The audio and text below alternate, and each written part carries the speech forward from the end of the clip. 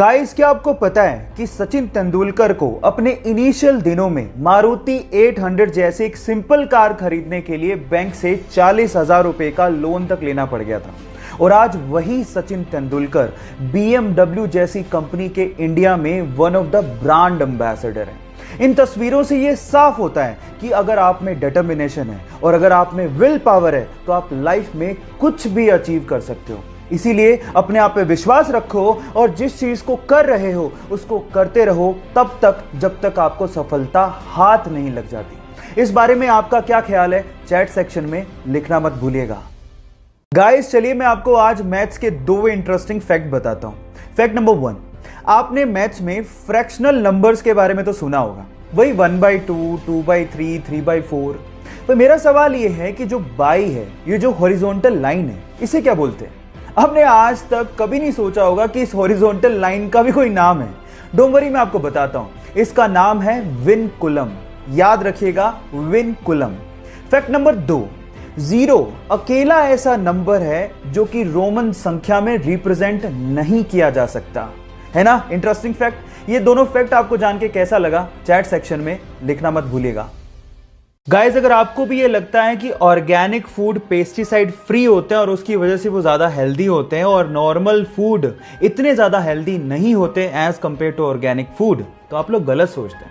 मैं आपको आपकी जानकारी के लिए बता दूं कि नॉर्मल फूड और ऑर्गेनिक फूड दोनों में इक्वल अमाउंट ऑफ न्यूट्रिशंस होते हैं। जी हां, और दोनों में पेस्टिसाइड भी यूज होते हैं। तो दोनों में फर्क क्या है?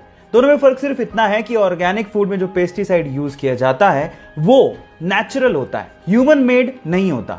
इनफैक्ट अगर आप नॉर्मल सब्जियों को भी उतनी शिद्दत से धो के पका के खाओगे तो वो उतने ही हेल्दी होते हैं जितने की ऑर्गेनिक फूड होते हैं।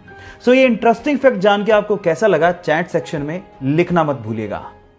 गाइज, आप लोगों ने लाइफ इंश्योरेंस, हेल्थ इंश्योरेंस और ऐसी बहुत सारी इंश्योरेंस पॉलिसीज के बारे में सुना होगा। जब आपको इन चीजों में नुकसान हो जाए तो आप कंपनी से क्लेम कर सकते हैं और वो आपको बदले में पैसा देती है। लेकिन क्या हो अगर कोई एलियन आपको नुकसान पहुंचा दे? क्या इसके लिए कोई इंश्योरेंस पॉलिसी के बारे में आपने कभी सुना है? शायद कभी नहीं सुना होगा। लेकिन यूएस के फ्लोरिडा में एक एजेंसी ऐसी है जो एलियन एब्डक्शन पॉलिसी प्रोवाइड करती है और वो भी मात्र $20 में। इसका मतलब यह है कि अगर कोई एलियन आपको किडनैप करके ले जाए तो आपकी लाइफ इंश्योर्ड होगी। पहली शर्त यह है कि अगर आप इसको क्लेम करना चाहते हैं तो आपका किडनैपिंग के बाद अर्थ पे होना जरूरी है। और दूसरी शर्त सुन के आप शायद हैरान रह जाएंगे। इसको क्लेम करने के लिए आपको जिस एलियन ने किडनैप किया है उसका सिग्नेचर आपके पास होना बहुत ज्यादा जरूरी है। अगर इंडिया में कोई ये पॉलिसी बेच रहा होता तो लोग जरूर पूछते कि मेरे माथे पे कुछ लिखा है क्या। खैर, आपको ये फैक्ट जान के कैसा लगा, चैट सेक्शन में लिखना मत भूलिएगा। हमारी अर्थ प्लेनेट के पास तो एक ही चांद यानी कि मून है, ये तो आपको पता है। लेकिन अगर मैं आपसे सवाल पूछूं कि ऐसा कौन सा प्लेनेट है जिसके पास सबसे ज्यादा चांद है यानी कि मून है, तो आप क्या कहेंगे? शायद आप लोग जुपिटर का नाम लें जिसके पास अभी तक 79 मून डिस्कवर हुए हैं। लेकिन आपकी नॉलेज अपडेटेड नहीं है। चलिए आपकी नॉलेज को मैं अपडेट कर देता हूं। एक्चुअली सैटर्न यानी कि शनि जुपिटर को पीछे छोड़ते हुए 82 मून्स के साथ नंबर 1 पोजीशन पे आ गया है। यानी कि शनि के पास 82 मून्स डिस्कवर किए गए हैं। क्या इसके पहले तक इफेक्ट आप जानते थे? और अगर नहीं जानते थे तो चैट सेक्शन में लिखना मत भूलिएगा। नेशनल ज्योग्राफी ने एक बार एक पिक्चर शेयर करी और उस पिक्चर में एक जेलीफिश के अंदर एक फिश, रियल फिश दिखाई दे रही है। और ये पिक्चर एक्चुअली एक ऑस्ट्रेलियन फोटोग्राफर ने खींची थी। अच्छे से जांच करने पर पता लगा कि जेलीफिश ने उस फिश को खाया नहीं था, बल्कि वो फिश अपनी मर्जी से जेलीफिश के अंदर गई थी। जी हाँ, अक्सर अमूमन समंदर के अंदर फिश ऐसा करती हैं, वो जेलीफिश के अंदर जाती हैं अपने आप को प्रोटेक्ट करने के लिए ताकि प्रेडेटर्स उन्हें खा नहीं लें। है ना ये अमेजिंग? और उसके अलावा वो उसकी स्पीड को भी अंदर रह के कंट्रोल करती हैं और एक व्हीकल की तरह उसे समंदर में यूज भी करती हैं। ये तो बहुत ही अमेजिंग नजारा है और ये पहली बार नेशनल ज्योग्राफी ने दिखाया था। ये इंटरेस्टिंग फैक्ट जान के आपको कैसा लगा, चैट सेक्शन में लिखना मत भूलिएगा।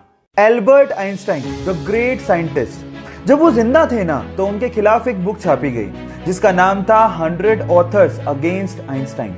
उसमें ऐसे 100 लेखकों की बातें लिखी हुई थी जो एल्बर्ट आइंस्टाइन को या तो गलत प्रूफ करना चाहते थे या उसके काम को मानते ही नहीं थे। इस बुक पे रिएक्शन देते हुए पब्लिकली आइंस्टाइन ने सिर्फ एक लाइन बोली।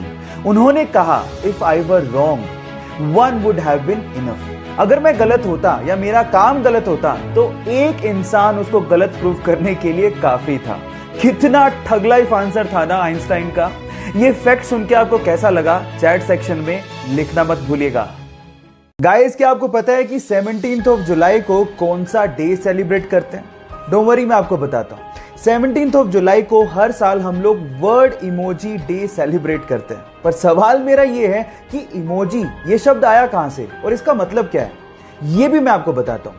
एक्चुअली इमोजी एक जापानीज वर्ड है जिसमें ई का मतलब होता है पिक्चर और मोजी का मतलब होता है कैरेक्टर या फिर लेटर। अब ये तो आपको पता ही होगा कि इमोजीज स्मॉल डिजिटल आइकन्स या फिर इमेजेस होती हैं जिनको हम लोग इलेक्ट्रॉनिक कम्युनिकेशन में आइडियाज को या फिर इमोशंस को एक्सप्रेस करने के लिए करते हैं। ये नॉलेज आपको कैसे लगी चैट सेक्शन में लिखना मत भूलिएगा।